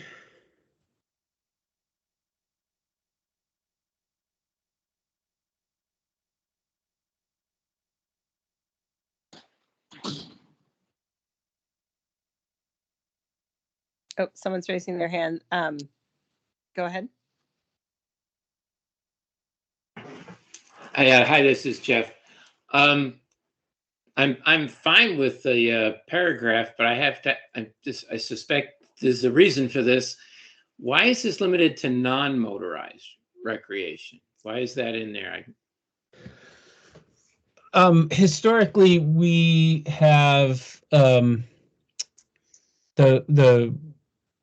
motorized, so funding that goes through Fish and Wildlife through marine fuel taxes and related motorized are specifically allocated to the Fish and Wildlife access points. Yep, I understand. And so they are prioritized, and historically, folks that are non-motorized at those sites have been ticketed or asked to leave. And so the Fish and Wildlife Board has really not allowed for expansion. And so as people with motorized boats increase their utilization, it limits the use of those access areas for non-motorized. And we're recognizing that the paddle boarders and the kayakers and the birders and everybody else get sort of pushed out because of the funding systems for those specific access points. So our advocacy around this issue has really focused on use other money to try to build additional access points. Yeah, and Look, you want to follow up on that? Yeah, I get it. I don't disagree with it. 2 points. One, first of all, when I take my kayak, even if I'm not really planning on going fishing, it's a fishing kayak, but I always have the fishing pole with me so that they can see that I bought a fishing license when I'm putting the thing in the water. That's one thing. But the reason I asked is because, and I understand the funding and all of the complications and conflicts that creates, so I don't have a particular problem with this. I don't want to suggest that my problem is I don't want to suggest that we're excluding the potential for additional motorized access points, especially in the Southern Lake. And the reason for that is because my idea, my thought in trying to promote this goes back to the whole thing we discussed many times, which is, you care about that which you use or which you like or which you're familiar with. And I don't really care whether someone's taking a kayak, a paddleboard, or a motorboat out on a lake. If the lake is important to them, however they use it, they're going to be advocates for protecting that lake, that water, the body of water. So that's the only reason for that. I do understand exactly what you're saying. I'm sensitive to it myself. And I agree with what you're saying. I just don't want to suggest that we also don't want, or we somehow do not want, motorized recreation to be enhanced as well. That's all. Totally agreed. I mean, we could shift non-motorized to water-based. Let me check. Lori, did you have a comment related to that? Yeah, and I respect what you're saying, Jeff. And agree that we want to promote both motorized and non-motorized recreation, but I do think there is a higher need for investment in non-motorized, and also we have to be sensitive to the fact that these are uses that are very vulnerable to displacement by faster moving craft, and in some cases more polluting craft. And as the home organization for the Paddlers Trail, I can tell you that, many a pocket beach that was informally used by paddlers as a launch, or, sometimes their very route is no longer available under the guise of a safety issue. So for a long time, the CAC has been trying to raise the issue of, one, the dearth of recreational opportunities and public access, particularly in the South Lake,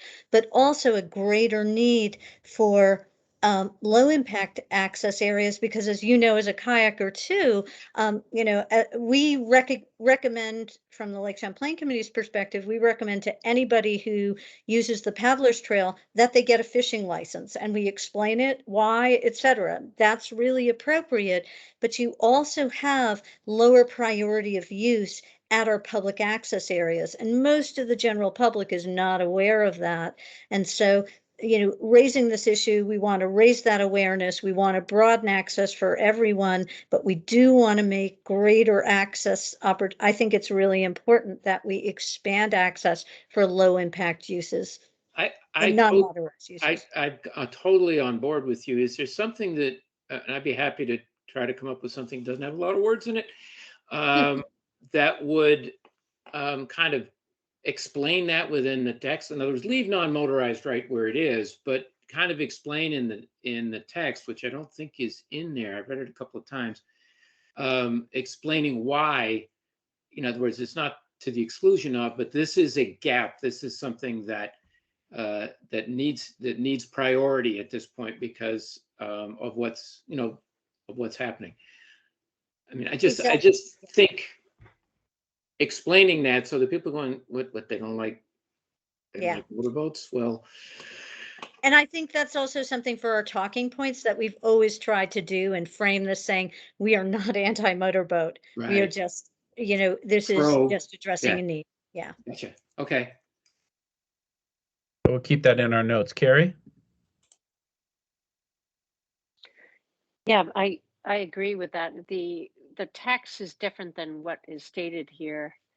What's stated is more broader generally. So whether you can add word including for non-motorized recreation. So a good improve public access for water-based recreation, including non-motorized.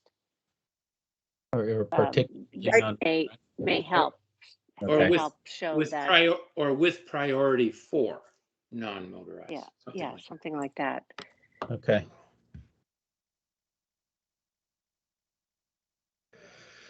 Are we moving to the next one on invasive? Yeah, we've got about 15 minutes, so I want to keep moving along. And if I may, I think I particularly agree with the focus on prevention. I also think that we need a dedicated funding source to support this work, both the aquatic invasive species prevention and the management of invasive species. And I know that the demand for grant and aid from DEC to support lakes and ponds efforts to try to manage their invasive species is always well beyond the available dollars. Yeah, one of the funding issues that we have discussed and continue to hear about is the basin program supports the lake stewards and the washdown and boat inspections. They're not mandatory, and we know that the mandatory seems to work well, particularly Lake George and the inspection station on the thruway. And we know in the last 2 years that there's been some strategic intercepts up here at South Hero and again in Colchester for some good catches that prevented invasive species transport, but not consistent funding and possibly not the most welcoming approach from Fish and Wildlife. A little more acquiescing to facilitating motorboaters getting in and getting out, and that the inspection slow them down and cramps their style as they're hustling through, particularly Colchester or here in South Hero. So I think part of our discussion in the subgroup was pushing to this mandatory and funding even for staffing within the agency to to be addressing this rather than it be an adjunct through the basin program. I don't know if that's helpful to your comment, but that was sort of some of the context that we were talking about. And Laura, I see you have your hand up. Yeah, I think that's really important. And part of it, maybe this just goes in our talking points, but the agency has lost staff in this area Right. and they have a very restrictive grant policy. The grant and aid is only available for municipalities. And, you know, my organization, we've been requested by the state to take on some projects in this area. And we can only apply through a municipality. We can't apply individually, you know, as an organization. That also the state has an approach where they typically only fund a third of the application that you're putting forward and require you to, in order to get that funding, to fully to you know, find sources elsewhere. So it makes it very, very difficult. You put forward a $30,000 application and you're probably going to get 9,000, and you have to come up with the rest of the money elsewhere, and it just is not doable. And the state doesn't have the capacity to carry out these programs themselves, and we're losing ground. So I think it is very important, and this is, I'm happy to help try and fill in some details here too, specifically for talking points. Lori, do you think that this language, particularly the introductory language, is sufficient, or I don't know. I confess I'm reading it as we're meeting, so I'd love to just kind of think about it further. And Sure. I haven't even read the whole paragraph here fully, just more that yeah. So yeah, but I'm happy to follow up with you and, you know, do the SharePoint. Perfect. Bob? Thank you. Yeah, and I'm sorry, I didn't mean to hijack it about biosolids earlier. That was just a small point compared to that whole overall presentation, which was really could be very impactful as it comes along. Anyway, I just want to echo what Lori says 100%. The capacity is not there, and that most municipalities are very reticent to go in with some private business they barely know into partnership or something. Thank you. Thanks, Wayne.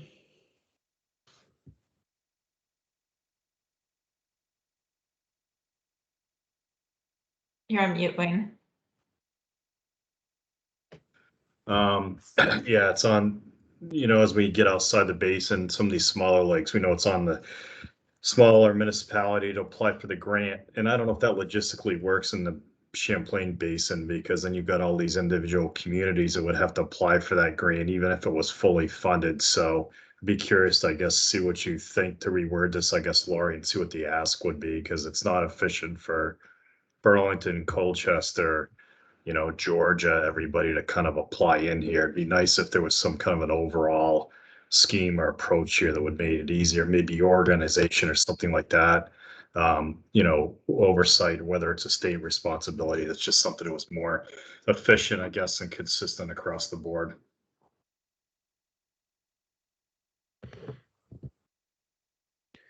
Yeah, I think we can rework this with some input from Lori and others over SharePoint. And that graphic was just one that popped up, and I'm hopeful that, you know, Lauren and Elizabeth and others at the Basin program who have, they probably have in their brains thoughts of different graphics that they've seen that might be supportive, but this one shows how many, sort of the volume and location of the risk. And that's what we're trying to convey, is the risk of all of this travel from other parts with other parts of the New England that also have larger numbers of invasive species, actually, than Lake Champlain Basin.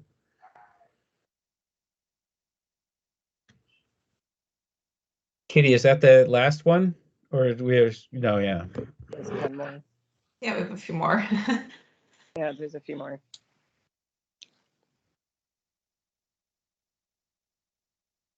So I think this yeah, go ahead, Mark, on this one. Sorry. I think we're just recognizing that, you know, I guess last year we discussed that the risk, as we were discussing what's the future of ag in Vermont, and the the Commission on the Future of Agriculture in Vermont, and I'm not getting the name right, but I think they met once or twice. They were supposed to have a report come out last month. I haven't seen anything. With the announcements of challenges with Horizon contracts being canceled, et cetera, that even organic dairy is struggling.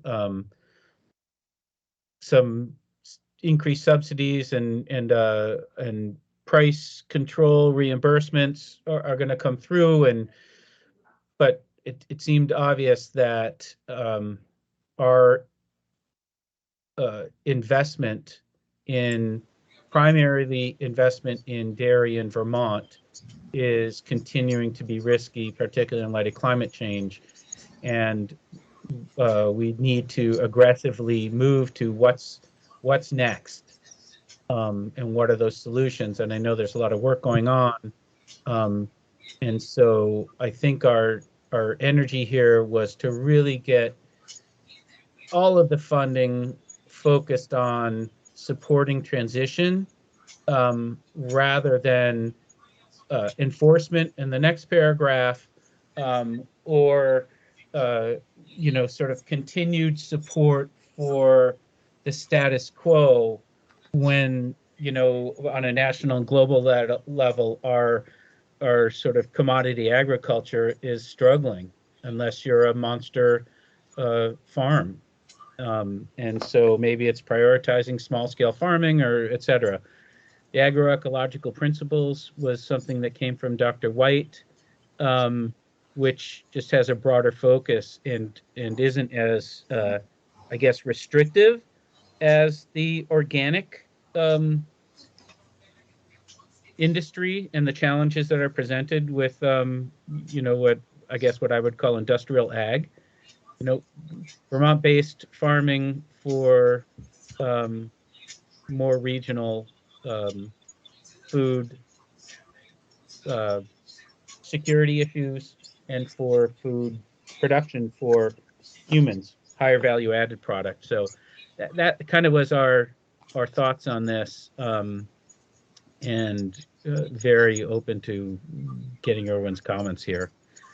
We talked about whether we made room for something else by eliminating the water quality enforcement, and I think we reworded it just to really emphasize that agriculture should be focused on supporting technical expertise, and not necessarily doing enforcement. That if it comes to enforcement, that rather than getting complicated and talking about changing the MOU, et cetera, they should just defer enforcement to DEC, and all of ag's resources should be focused on supporting farmers, especially smaller farmers. Wayne? Yeah, Mark, really quickly back to the agricultural transition. It sounds like we ought to make a couple references to the climate action plan and try to link that up would be a little bit stronger. With the $200 million and the ARPA funds that the governor is going to be looking to commit out there as part of that, I'd say the farms and agriculture could be a significant component of that. So maybe a little bit stronger if we, kind of link those up together. Okay. Good comment. Thanks. Lori or Carrie? Carrie, you have your hand up? Oh, I liked what Wayne said. I was going to say something similar, but not as eloquent. All right, Lori.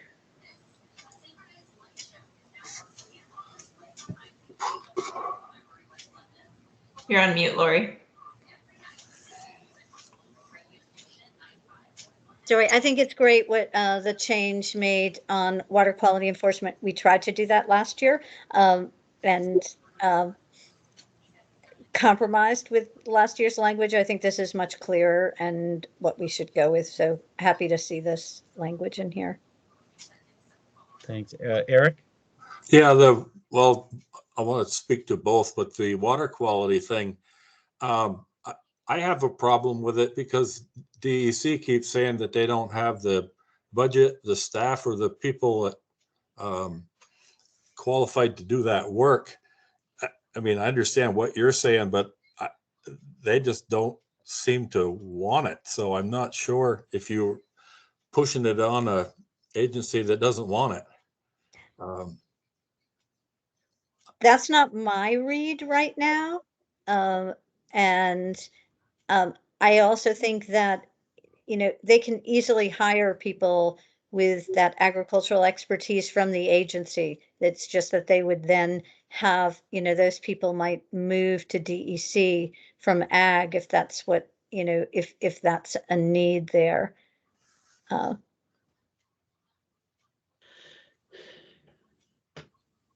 Yeah, I mean, what I've heard is that there's just insufficient staffing to support the demand for the technical expertise or enforcement in both agencies. And I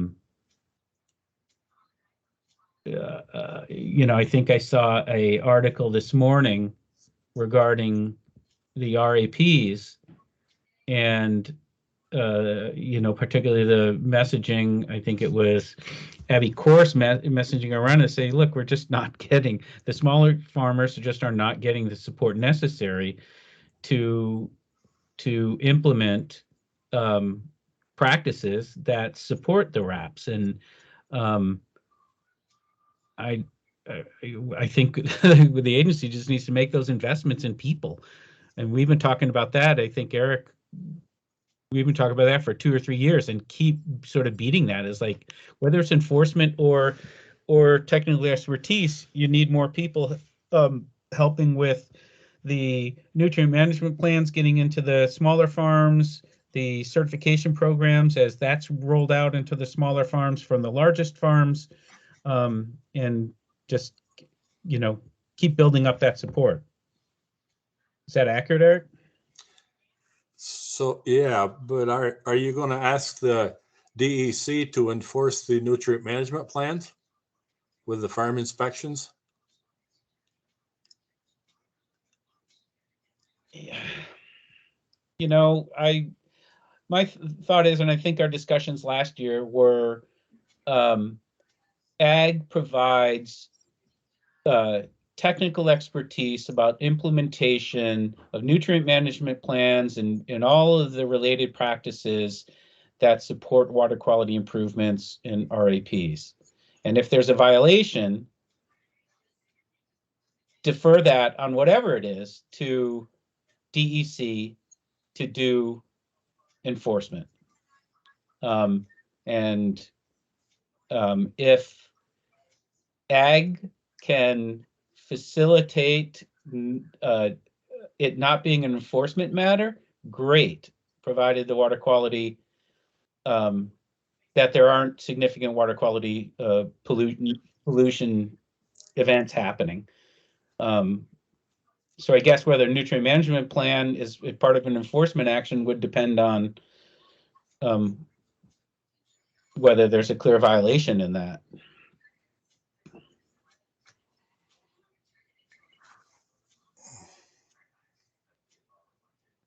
I don't know, for a lot, it seems like they just need to get created and facilitate implementation of them. So we've talked about it so many times before, but if there was a better line of communication between the two agencies, we probably wouldn't be having this discussion.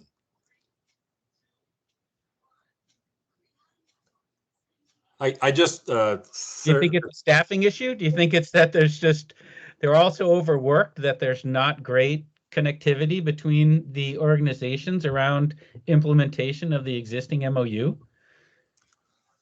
I mean, we hear from. I don't have the answer, but we get different answers from those agencies. Right. And this last Thursday, I had my inspection for my MFO and involving my nutrient management plan and the farmstead inspection. And I just can't figure out how you separate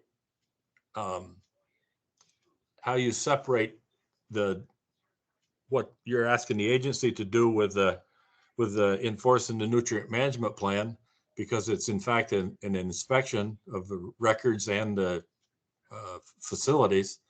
And it just, I don't know, you've got one set of staff at the agency that will be doing those inspections, and then you'll have another staff which would have to have the same qualifications to do the enforcement. And it just seems like it's I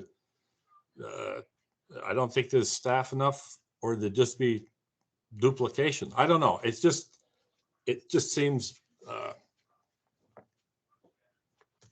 very complicated.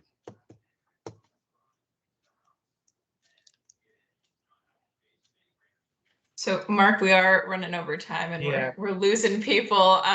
So I don't know if we want to just invite folks to make comments on the SharePoint, and we'll bring this up again for discussion, I imagine.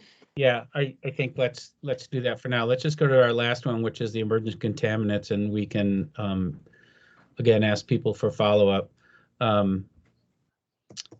We left out a conversation, or left out commentary around biosolids in this, just because it felt like it was huge. But the biosolids issue is under this umbrella, I think, and our goal was to urge more investigation and monitoring, and not just PFAS or PFAS related, because that's obviously getting a lot of funding of the most recent allocations, that there's other emerging contaminants out there. And we were emphatic that to add some of the precautionary principle. And so I think originally we had that line that was in the first couple pages of the climate action plan related to do no harm. I think it was from our state climatologist who brought that in. We put it up at the top rather than here, so it was a broader umbrella theme with this as a final focus. Lori? Yeah, and I just want to clarify here. I think we want to, and I'll put this in SharePoint discussions, but I think we want to have, maybe I just want to capture it in the notes today, that emerging contaminants, I think we want to reference pesticides, herbicides, and emerging contaminants, because one of the things we heard from Nat Chambaugh, when he did his presentation, is we were asking this to be framed about emerging contaminants, but in fact, these have been around for some time and used for some time. And so, they're maybe emerging on our radar screen. Some of them are newer, like PFAS falls into that category of emerging contaminants and sort of coming on radar screen in the last 10 years. But a lot of times these are contaminants that have been, persistently used or are persisting in the environment and causing harm. So I think we have to, we have to finesse this further. I just wanted to throw it out to get some group input before we're all doing things individually on SharePoint, to see if there's agreement around that.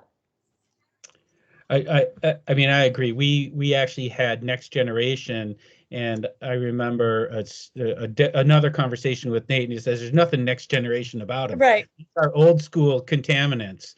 They are emerging because they're only on our radar screen. But there's a lot of them that are 40 and 50 years old, and we continue to use. In fact, we're increasing utilization. So I think if we add in some language like you described, I do think that makes sense. It's I mean, even PFAS has been around for a long time. It's just now tragically expensive and direct health impacts for a lot of communities. So Wayne and then Bob. Yeah, I know. So Mark, I think you captured this pretty well. I think you changed that at my suggestion, Lori, to emerging contaminants. That kind of seems to be the latest buzzword. And I know we were kind of struggling with here how to clean this up and simplify it. Again, what's really the ask here? There's a ton of money coming down in the new Infrastructure Investment Jobs Act for PFAS. Not really sure what that's headed for, whether it's drinking water, other things.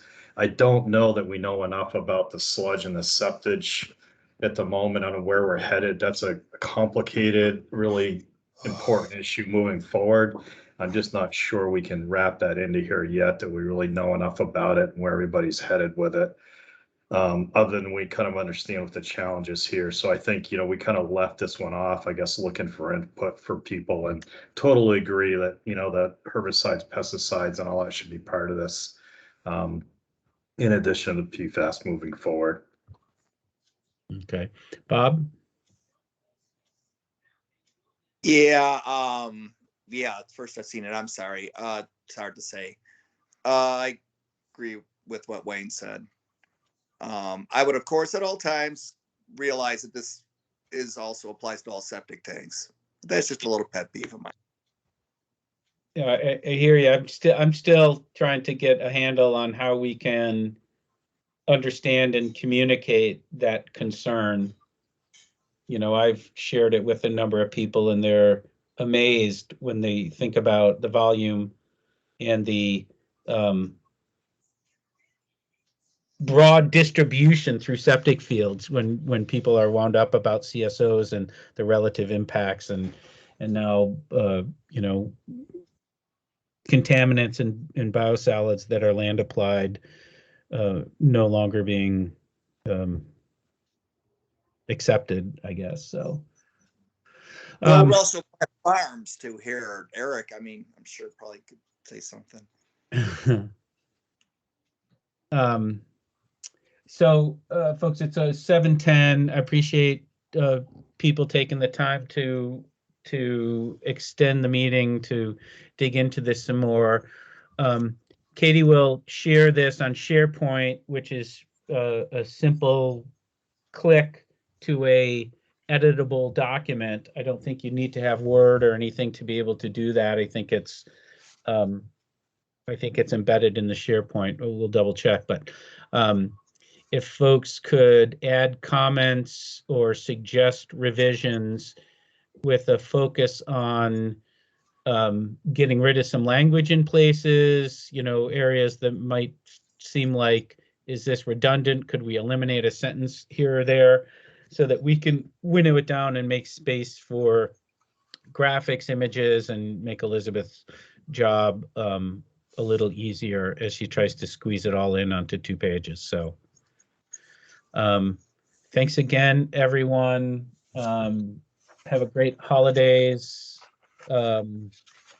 And we will have a meeting on January 10th. We'll do some follow-up on the production schedule and planning around the February, typically. January, February, our presentation to the legislature. But our next meeting is scheduled for January 10th. I am going to be traveling. I may be able to be available, but otherwise Denise will be chairing that meeting. Yeah, and the timing of that meeting will be a little different. The IJC flood study is coming to a close, and they want to do some targeted stakeholder outreach with the CACs. So it'll go from the IJC portion is about an hour and a half, so we might tack on some extra time to make sure we do get to the action plan, but they wanted to start that meeting at 4. So it will be a little different than our normal time. So I'll get that calendar hold out tonight when I send the SharePoint info. So you should be receiving an invitation about that meeting soon. I just wanted to make sure you're all aware of it so you're not confused as to what that is. Okay, thank you.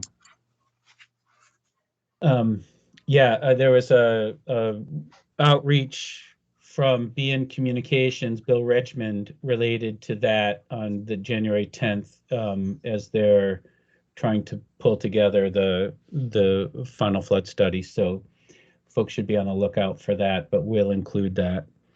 Again, thanks again, everybody.